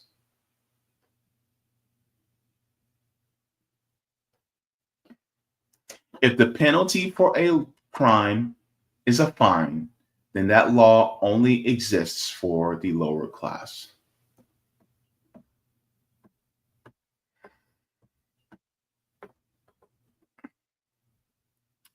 So lavish trips and freebies for other doctors. So they talk about sending doctors on trips, all these different types of gifts. So this is who people like Rick Scott is. It says, in addition to the doctor payments, whistleblowers inside and outside the company from Miami to remote Montana also questioned Columbia HCA's methods of billing Medicare. The questions eventually led to a federal investigation and $900 million in fines. About $400 million of the fines came from cheating on direct patient billing upon upcoding, in which Columbia HCA filed claims stating that the patients were sicker than they really were. And New York Times analyst of $30 million billing records found that Columbia HCA frequently charged more on average for its patients than other companies. Another Medicare fraud investigators found leading to $500 million in fines involving cost reports, which were used by federal agency to reimburse hospitals through complex formulas for overhead such as interest and depreciation. So that's who Rick Scott is. Rick Scott is a swindler. Rick Scott is a cheater. He is some of the worst people that you would see in corporate America. I mean, just look at those sunken eyes. You can tell, right? But Rick Scott, after becoming senator and seeking more power, somehow decided that he wanted, to become more powerful after a Trump win. But he lost. So it says Rick Scott loses bid to become Senate Majority Leader. So let's get into this. So now you guys know who Rick Scott is. Let's get into this article. So he wanted to be Trump's essentially lieutenant in the Senate. So Rick Scott lost his bid Wednesday to become Senate Majority Leader, with GOP lawmakers choosing Senator John Thune of South Dakota. It says Thune received 25 votes in a second round of balloting, edging out Texas Senator John Cornyn, who received 24 votes, according to various media reports. Scott, a former two-term governor who was easily reelected to second term in the Senate last week, received 13 votes in the initial round of voting. Republicans captured the Senate majority in the November 5th elections. Longtime Senate GOP leader Mitch McConnell of Kentucky did not seek to remain in that role. So, of course, we all know Mitch McConnell, when he factory reset it in front of us in 4K multiple times. And so now he's like, you know what? I can't be Senate Majority Leader anymore. And Rick Scott won the job. Rick Scott didn't get the votes. They gave it to John Thune instead. But that's a very powerful position. Majority Leader is basically the Senate's version of the Speaker of the House. Technically, the actual president of the Senate would be the vice president, which would be J.D. Vance. But the person directly underneath would be the majority leader. And the majority leader would be, if Rick Scott got his way, he'd be, one of the Trump acolytes. You would have this thief, this swindler. Now, that being said, would it be any different under a Democrat? No, not really. Not really. Because they're all at the service of billionaires, but you literally have a billionaire in that position, right? Billionaires are basically saying, well, if you want something right, then do it yourself. And now the billionaires are getting in positions of government and actually driving the government themselves instead of influencing the government. Now they're the ones that got their hand on the wheel. So instead of being chauffeured by the government, now they're in the driver's seat.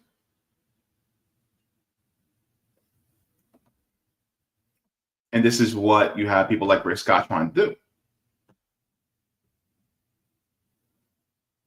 He said, I want to thank my colleagues and the millions of Americans who support my run and made their voices heard to demand change. We will never stop fighting to turn our country around, advance President Trump's agenda, and make America great again. Of course, he's saying that BS now. Said Scott was a frequent critic of McConnell and in 2022 lost a 37-10 vote bid to become GOP leader. This year, Scott campaigned for the post as a loyal lieutenant to Trump, saying Monday during the appearance on Fox News that he said, I believe that I'm going to win because I represent exactly what Trump team wants and what the Trump team wants and what Trump wants. So essentially, this is Rick Scott. Don't worry, I'm taking it down now because I don't want you guys to have nightmares for the rest of your life. But I find it interesting how we literally have now billionaires that are taking, literal control of government powers instead of, having influence. Hang on, what's this? Okay. So this is Rick Scott. So he has an estimated net worth of $259,663,681. That was back in 2018, right?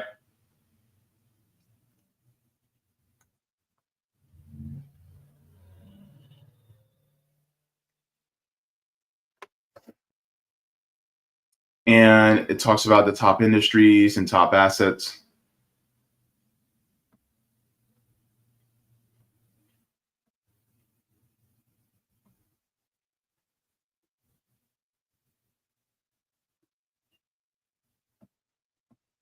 And could have swore I had the other piece here.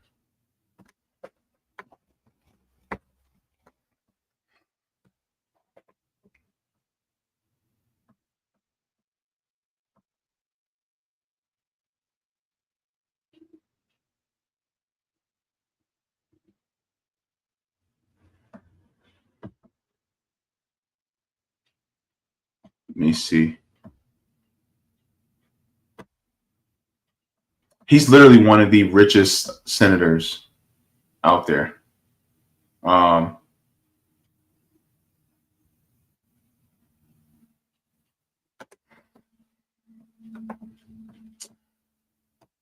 Where was that?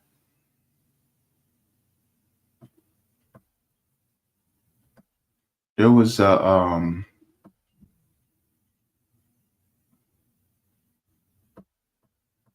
sorry, I had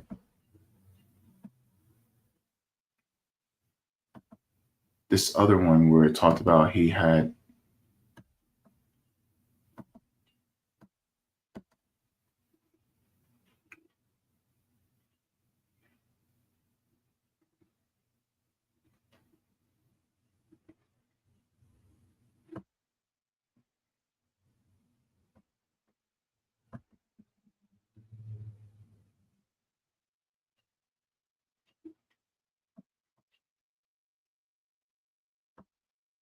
this point that I wanted to make as well.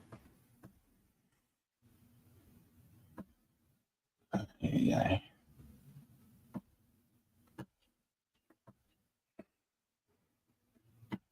Sorry,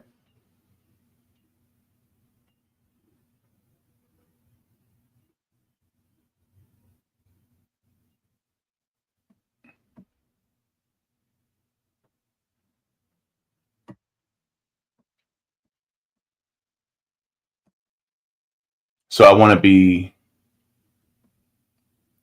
make sure that I got this correct. So as far as net worth goes, he's a 100 millionaire, not a billionaire.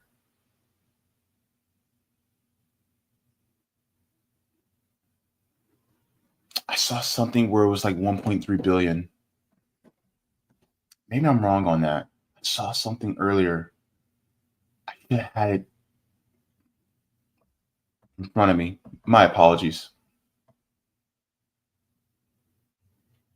Had something to do with like stocks and bonds, something like that.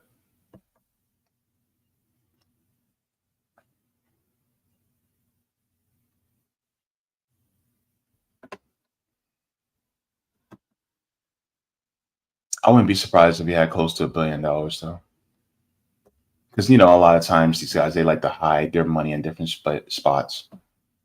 But he's still rich. Still very rich. So, but that goes without saying, right? This is one of the people who wants to control the levers of government. And ultimately, what happens is they will make cuts to Medicare. They will make cuts to Medicaid. This is one of those guys that made cuts to Medicaid here in the state because ultimately, companies that he may have stock in, they can grow their net worth, which will grow his money because now they're not having to compete with Medicaid in order to make that money. And it just goes to show that people like Rick Scott are really just using government as a money-making tool. This is why people like him, people like Donald Trump, they are really just using government as a means to fill their pockets. Donald Trump is really no different than Joe Biden and Hunter Biden and Burisma. It's really no different. And when people look at Donald Trump and they think he's going to be fighting for the working class, just like his other Republican buddies think they're going to be fighting for the working class, they're not. It's really a quest of exploitation every single time. Now, he's not going to have his hands on the levers of government, which I find to be somewhat of a relief. But I mean, John Thune, it's really just ultimately the levers of power are still going to be in the hands of corporate people. I just don't want another Florida man having hands on power because, we already got Matt Gaetz being proposed with Attorney General, like, good Lord. But Rick Scott, horrible individual. Just saying. So go ahead, like, share, and sub. Let's get into the rest of the chat. And let me check to see if we got another Rumble rant in here. I don't think we do. Yeah, I think we're good on there. Let me check on the rock bin.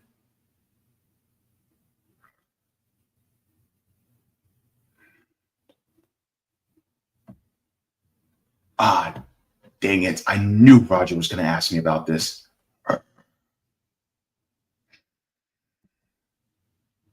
You got me, Roger. You got me. Hang on.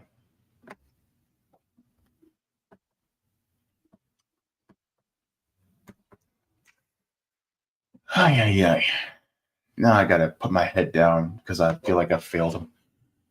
All right. Roger says, hey, what episode are you up to now? I know you're a loving series as is filled in a lot of blanks. Roger Goodell's dad, the meeting not too far from you in Orlando, got to see McCain play a good guy. I have not got to get into that part. I still have to watch part 5. So I got to get into that. He said, JP set the blueprint on how our system operates today. Make sure when finished, check out Jack Welch, the leader who set the standard on how CEOs should operate. Jayapal has an amendment to stop this. We the People amendment. and move to amend.org. Isn't Jack Welch, wasn't he the CEO of GE? Wasn't he the GE CEO? I know he's one of those guys. I could be wrong, but please correct me on that. But yeah, thank you so very much for that, Roger. And I will put the move to amend link in the chat. Okay, yeah. I knew I recognized that name. Okay. Got to keep it in mind. All right. Thank you very much for that. Let me check to see if we have any super chats that I may have missed. Gotta remember, guys, don't have producers. I can't wait till we get to a point where we actually have producers. That will make our job a whole lot easier. But that's the way the Fig Newton crumbles. Okay, let me.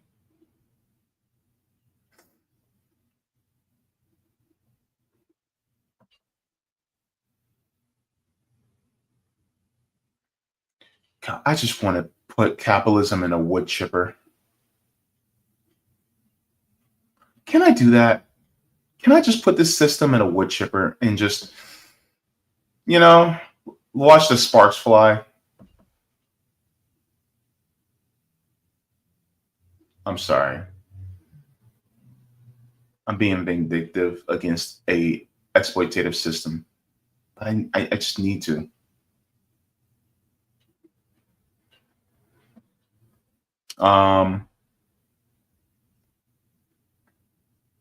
Interesting. The Nightmare Before Christmas says Trump will be the last president of the USA. If people can be censored for bullshit reasons, Rathbone is the example for that. Do you guys think that Donald Trump will be the last president of the United States?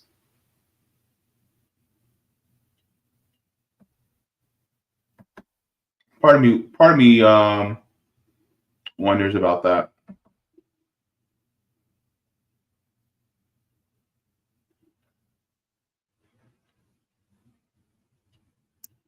Danny says insurance companies are more evil than big oil and the gun lobby.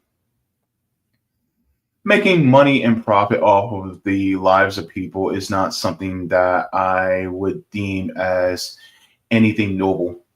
And so I would have to agree. Vicky says the propaganda against NHS in Canada has people truly believe in the USA could not have the best nationalized healthcare. Thought America is the greatest country, so why not? The thing is, we can. The problem is that these cappies, they want to extract as much wealth as they possibly can. So they're going to do it through something that you absolutely need. So they're going to do it through healthcare, because they know that if you don't have healthcare, that means you're dead. So, yeah.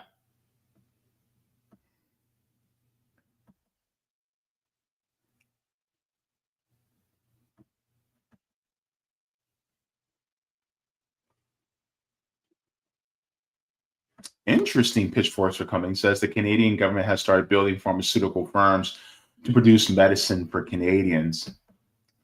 That's interesting. Byron says the families of the slave owners still sit on bank boards, steering committees, and run whole towns. Might be time for them to part with the blood money. I agree. Like, look, here's my thing. Special Field Order number 15, which was basically given by General William T. Sherman, which was basically the foundation for reparations for American freedmen. That should be actually given to us as reparations, and it should be given to us out of the money from the Department of Defense, because it was supposed to be given to us out of the Department of War at the time. I also would be a go-ahead for us to receive reparations as well from the companies and corporations that actually used that insured slaves back in the day. You know, companies like Wells Fargo, companies like Aetna, and all these other ones. I think we should also get money from them, because they were the ones who actually made money off of our bodies. So therefore, yes, I honestly also do think that we should get reparations from them. Also, in addition, and furthermore, we should also get money from the private prisons that incarcerated us and made incentives for them to have mass incarceration, because of these, unfair laws that were, used against us. Also, the banks as well for redlining, black codes, and all these different things. I think, look, everybody always talks about slavery, but nobody wants to talk about afterwards: the Jim Crow, the black codes, the redlining. Also, the medical companies that actually use us for testing, the ones that, for instance, was it John Hopkins that used Henrietta Lacks's HeLa cells and made billions off of them, right? Of course, they reached a settlement, but how much of that settlement are they going to actually get? What about all the people in prison? The men in prison that were illegally or unethically tested on, that were operated on at times without anesthesia, right? What about the men that were in Tuskegee experiments? Like, reparations need to be paid for all that too. And some of this stuff is like 50, 60 years old. What about the testing on people who were black, who were put in psychiatric hospitals? What about them? See what I mean? We got to talk about it. What about all the reparations for the farmers that lost their farms? See, we got to talk about it, right? Byron, you opened up a Pandora's box. I'm glad you did, but you did open one. Thank you. Let me see. Ellen says, I have an iPhone, I have an iPad. I press reminder when I see you have a show coming up. Then I get the notification. Okay, man. Okay. Black Ronin says, Apple ecosystem here. I get all RBN notifications. Interesting. Okay. I don't know what's up with that. Okay. And I'll remember that. Fan base, and I'm going to try to get on Blue Sky, my personal channel. I'm going to try to get on Blue Sky too. But, because a lot of people are leaving. A lot of people are leaving Twitter. I'm not going to leave Twitter, but I will expand my social media, especially now since I basically got kicked off of Facebook, which is weird. But yeah. Rathbone says, thanks again, James, in chat. I think the Oogie Boogie Man made an appearance. Oh my goodness. All right. So, got to get going. But with that being said, this Tuesday, I'll be doing news stories on my channel, and then I'll be getting back into the readings. I did my reading for The Will to Change last night. If you guys have not, you guys can go ahead and look into that. Let me grab it. All right. So later this week, I'll be getting back into The Will to Change on my channel. I read books as well, so that we can educate ourselves together. So The Will to Change, Men, Masculinity, and Love by Bell Hooks. I read that last night, live actually. So if you guys want to go in and go into the playlist, you guys can go into a playlist for that one. I also will get into Of Water and the Spirit. This is by Melodoma Patrice Somé. So I read this on my channel as well. So I'm about a quarter of the way through. So we'll be getting into that. And then also I am reading Presidential Black America and the Presidents by Margaret Kimberly. Yes, that Margaret Kimberly. So I also read this on my channel. So I'll be getting into these books this week, and we'll continue in the education. That's on my channel. So if you guys would like to hear the reading and discussion of these books on my channel, you guys can look into that. And yes, like Rathbone said, I actually read Blood in My Eye by George Jackson on my Rockfin channel, because Blood in My Eye is a little spicy, so I had to read it on Rockfin. I read Assata Shakur, Michael Parenti as well on my channel. So if you guys would like to, then those are also in playlists on my channel as well. So, and my channel is linked in the description down below if you guys would like to go and take a look at it. So ACAB says, includes ICE, says, I have heard the stories of black farmers along the Mississippi and Arkansas losing their farms. Yeah, it's bad. Like, it's just, it's not good at all. You know, it sucks. And yes, Luke says, Facebook screwed me for supporting Yaha Simwar. Yeah. And yet, nobody says a damn thing about supporting somebody like a Biden or an Obama or a Trump, who are all war criminals, or a Netanyahu, who is a war criminal as well. Netanyahu is just an Israeli version of Andrew Jackson. And if anybody knows who Andrew Jackson is, Andrew Jackson was a bastard. But, right? History is written by the victor. So, with that being said, I'm going to head on out. It is 3:04 p.m. So, with that being said, I just want to thank Rathbone for coming in and joining me earlier today to talk about the censorship against him. This is why we talk about joining the mailing list when it comes to things like our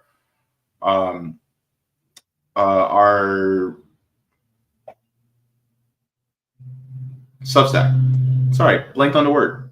But if you guys would like to, you guys can join our Substack, get on the email list, so that you guys can get those notifications. Go ahead and do that as well. That makes things just a little bit easier. And if in case something happens to the channel, you guys will get that Substack, right? I think it's a good safeguard. And then also, if we need to, then we can upload stuff straight to the Substack or our Patreons, things like that. So with that being said, I want to give a big thank you to every single one of you for tuning in. And like I always say, water your plants, water yourselves, leave the world better than you found it. Do all the things if you got them. And shout out to all the patrons on Patreon. For without you guys, we would not be able to do this work. You guys make this possible so that we can also do work on the ground. And I love you guys for watching. Shout out to Rome, and hopefully he will get out soon. Of course, we met the goal as far as the GoFundMe, so that's the only reason why I didn't share it this time. But I just want to thank everybody for your support for Rome. We love him dearly. And everybody, take care. Mwah. Forehead kisses. I'll see you guys in the next one. Y'all look so cute out there. Yeah, I see you smiling. I see you smiling. You guys are beautiful.